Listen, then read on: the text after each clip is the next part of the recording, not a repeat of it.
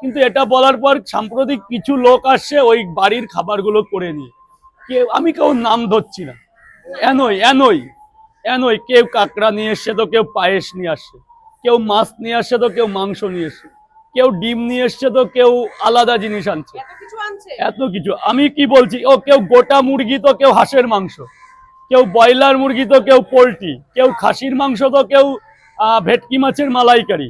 আমি একটা কথা কি, এটা তো আমার ব্যবসার জায়গা, এখানে 5-10টা লোক খেতে আসে, এরকম মা বোনেরা খেতে আসে, এটা তো তামাশার জায়গা না। তো তোমরা এগুলো এনো না।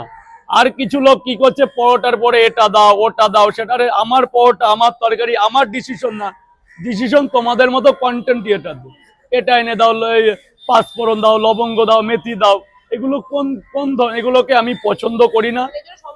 আমার সমস্যা, এবং বাড়িতে আমার বাবা খুব বকেছে, এই ব্যবসাটা আমার বাবা সেদিন চেকিং এসেছিল, তো আর সেদিনও একজন মাংস টাংস নিয়ে এসেছিল, আমার বাবা বলবে বলবে, আমি বলতে যাইনি, বাবাকে চুপ করে ভেতরে ঢুকিয়ে দিয়েছি। তো এগুলো করো না।